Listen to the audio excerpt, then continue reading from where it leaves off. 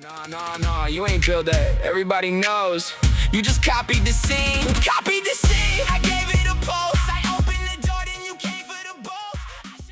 What is up, guys? Welcome back. It has been a minute since we've done a video, close to a month, and I have been hard at work on the Alpha EMU project, and I wanted to go ahead and drop an update today. This is the final version of the NextGen EMU. This is the Alpha NextGen. Purple, like all of the others, trademark color for now, and yeah, it's a cool little device. Super happy about the pre-orders that went through. Thank you everyone for jumping in on the pre-orders and getting in on the beta testing. We absolutely needed it. So all these units have been assembled recently by me. It was quite exhausting because I had to work through the assembly of these things. I had to work through debugging once it didn't work. Then I had to jump into firmware. Then I had to jump back into software, back into firmware, then back into assembly. Then I have to answer people online, yada yada yada. So it's a lot of work on one person, and it wasn't supposed to be this way, but it just unfortunately worked out that way. So yeah. Anyhow, I want to give you guys a bit of a update on some of the features that we have rolling out for this in the near future. Again, shout out to the people who put in the orders and helped get the process and the project rolling and alive. You'll receive something like this Alpha NextGen box. It's got everything in it that you're going to need. I'm not sure if I'm going to put headers in here. Drop in the comments below, do you guys need pin headers? It's set up with Honda style pins, just because there's a lot of Honda prepared ECUs out there, so if someone doesn't have an ECU, they just get S300 prepared ECU. It's ready to go.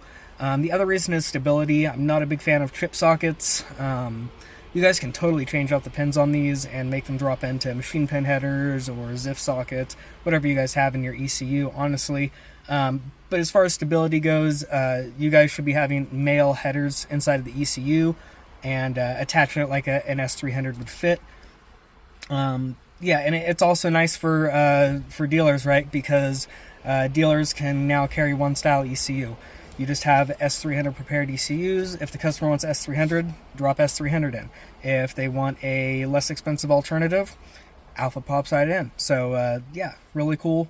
As far as issues, if people have issues and you have a converted EMU, it's not running the S300 style headers, that's going to be something you're going to have to take up with your installer, because those are going to be called non-authorized installations, and just because they work, it's something I don't want to deal with. It's another headache. Connectivity issues through those sockets can cause issues, and I don't want to be going in circles with assuming it's an emulator issue when it could very well in fact be a socket issue. So I highly suggest you guys run the male S300 pins. So yeah, let me know if you guys need a tripping kit to be included. But yeah, you guys will find that you get the USB cable, you guys get the EMU, you guys get a couple little support things from us there. We'll do a little unboxing video moving forward. But anyhow, I want to show you guys one of the future update features that are going to be coming for the EMUs. Get you guys excited. Little teaser of the software. So let's jump into ALPHAlink. Alright, so I'm in the CB7, obviously. You guys just have to bear with me here. The video quality is kind of trash. We have a lot of glare coming in. The laptop just kind of does that. So anyhow, if you guys go into the options, you go under emulator settings, you'll see that we have a USB mode and a Bluetooth mode. Under USB, you'll have your two different COM ports. You can grab your emulator COM and your data log COM and set those up. You can save those in here so it recalls, so you don't have to figure that out every single time. We also have some of the wideband stuff in here, so you can grab the wideband stuff from in here. You can choose what input you want. You can change that to a analog input from the emulator if you want to read it through the analog. That's not an issue. I do need to add an offset adjustment in here because I don't have an offset in here, and I know that's an issue for a lot of people, so we'll get that. But yeah, right now it's set up for Bluetooth. I've already got my Bluetooth COM port selected and all that good stuff. So turn the ignition over here.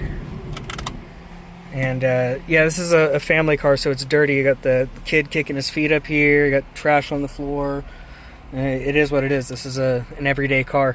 Anyhow, we should have power going to our unit now. So we go to the emulator tab, and then we're going to go to connect to emulator. And you can see that we're connected. You can see that it is actively pulling from the analogs. So that's pretty cool.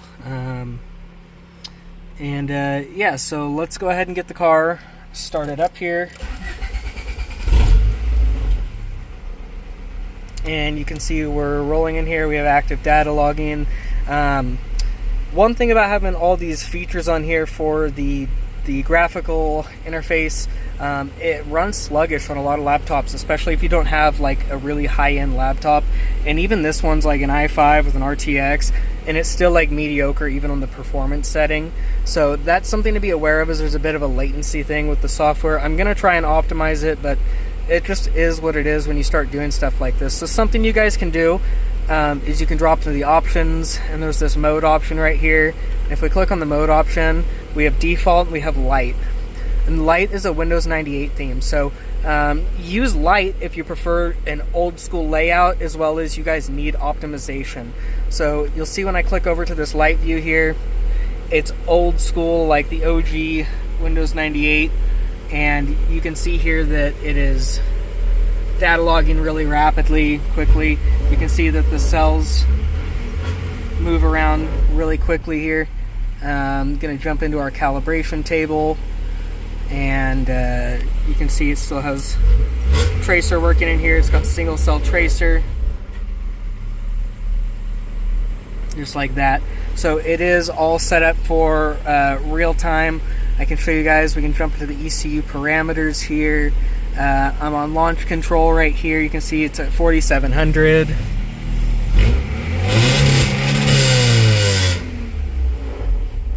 And I'm just going to go ahead and change the launch control here to like 2500. And that should go ahead and be a real-time update here. So you can see that was real time. It happens real time. So the beautiful thing about this setup here is we now have a real time data log, emulator, and analogs that all actively pull and run in real time. We can see the voltage on each of our analogs here. And then if we wanted, for example, let's say I turn this analog on. That may be a bit of a bug here in the 98 version. Let's go ahead and switch this back to default. So yeah, there's going to be bugs in here, and that's just something I'm going to need you guys to report on. So yeah, analog 1, I just selected it right. Now if I go to my options up here, for example, I go to my emulator settings, you'll see where we have wideband down here, wideband input. I can grab the input here where it says O2, and if you see it, I've actually got alpha EMU analog 1. So I could choose to actually grab my wideband, for example, right through that. I'm going to go ahead and hit save. Why not? We'll just go ahead and save it to default. And as you can see, you guys saw my analog voltage was really low. It's now actually grabbing super low voltage for the AFR gauge. So mind you, I don't have the wideband hooked up to it right now, but it just goes to show you that we have actual real-time analog data feeding through over Bluetooth and corresponding to our wideband for tracking and scaling. Back in our calibration table, you'll see if you click on calibration table right here, you get a drop down. There's target AFRs, logged AFRs, the error, the fuel correction. So right now, if I click on target AFR, you can see we have our targets, right? And then if I go ahead and grab logged AFR, you'll see that it's now logging those values based on what we're at. So you'll see these cells that are red start changing because it's going to see the 8.6.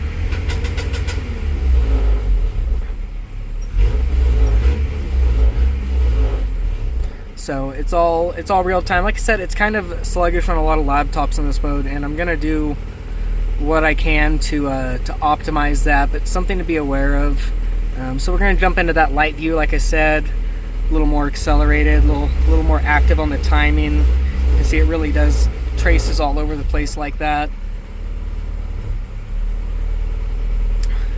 But yeah, this is just something I wanted to show you guys, is that we do in fact have the Bluetooth mode coming into the future revision update here. So that's something that I think is personally super cool. I think that the only other person out there that actually has that implemented with their EMU and software right now is actually Honda. So it's kind of setting a new standard, right? So if you guys are going to purchase, you know, one of these competitor emulator devices, which are extremely marked up, as you guys can see, because mind you, at the rate that I'm offering beta users, I'm making a good chunk of change on the emulator as well. And that contributes to my time for doing these firmware updates, working on the software. I'm doing the whole thing, right? These other guys are just providing you with an emulator, and they just have to do occasional firmware updates. They're not actually doing anything with software. So I'm putting a lot of footwork in. I'm the only guy doing this right now. I do want to eventually roll out into a team, but you know, finances and other things like that come into it. So I need to find passionate people who want to contribute and are willing to invest their time to something that will eventually grow into a position where, you know, there's financial obligations involved as well for other people. But I want to show you guys that now that's something we have. There's no need for USB cables in the cars. There's no need, you don't just have data logging over Bluetooth with old school HC05. You know, you can actually do some additional features now. So pretty neat stuff. I'm pretty happy with it. Mind you, these are expansions, right? So Bluetooth is not natively on the Alpha EMU. I kept the Alpha EMU in a super small footprint, right?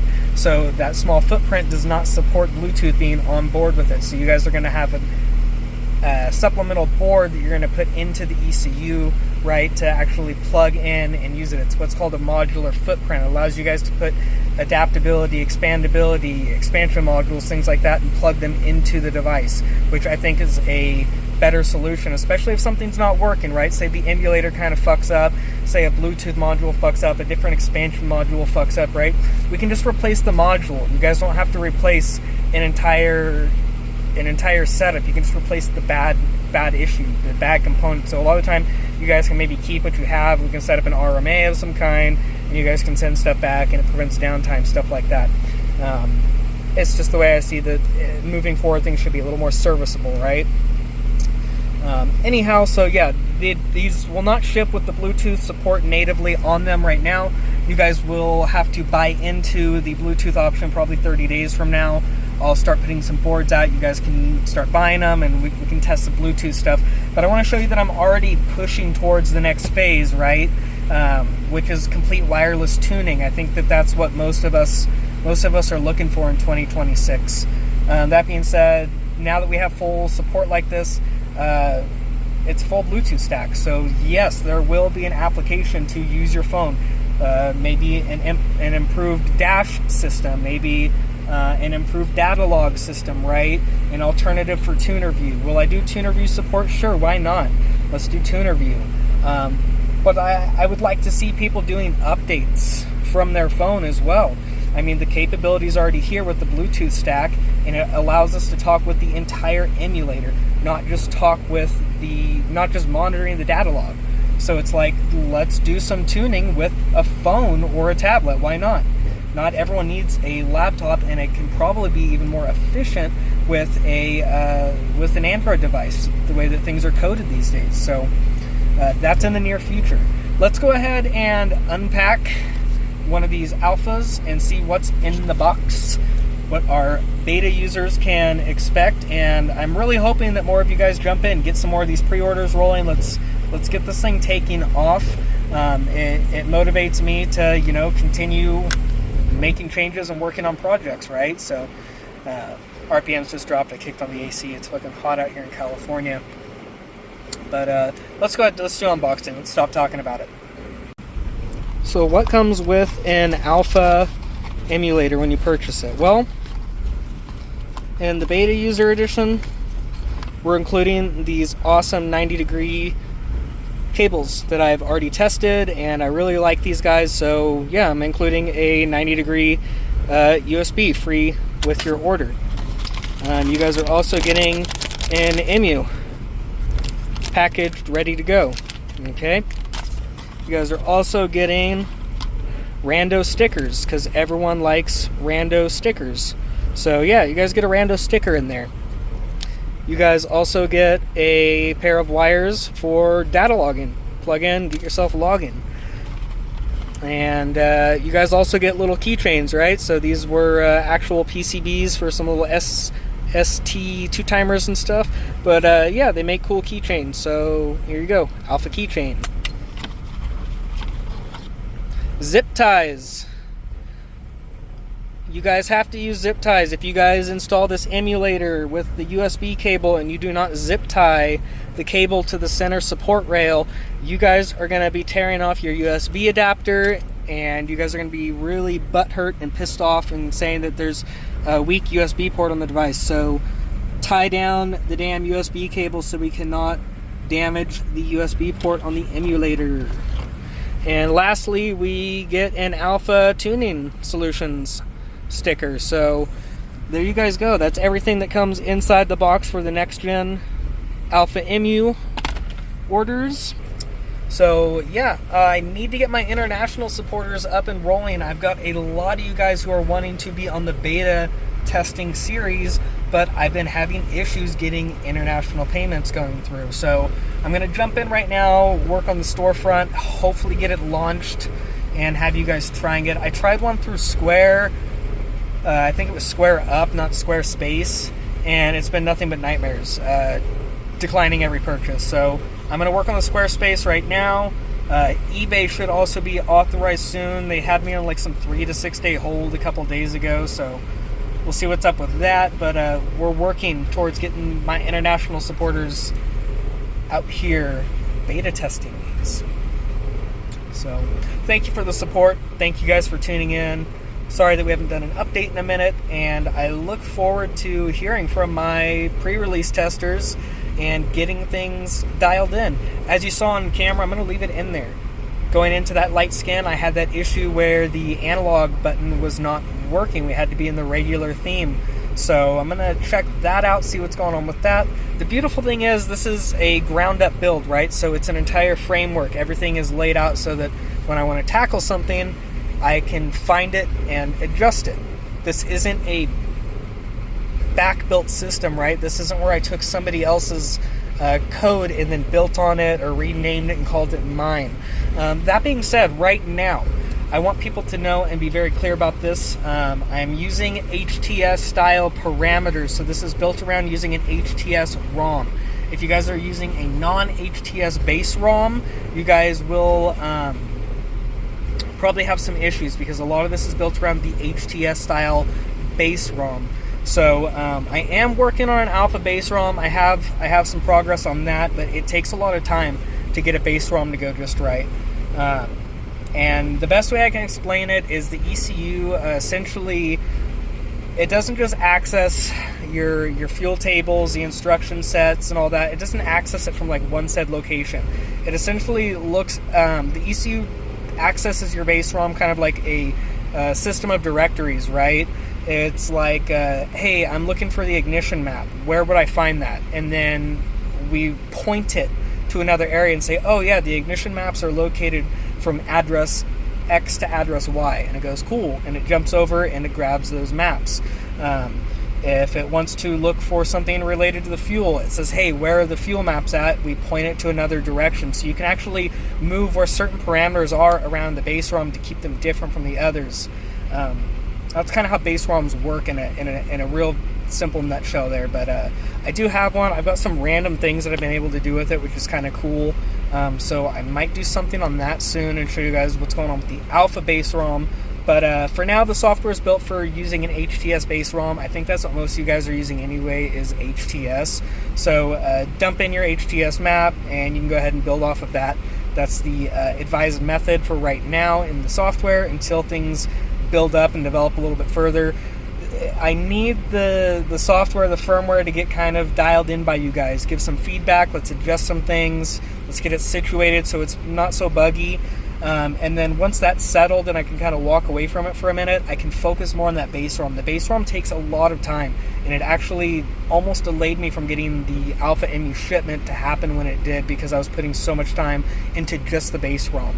So that's what's going on. I will catch you guys in the next one, and thank you for your time.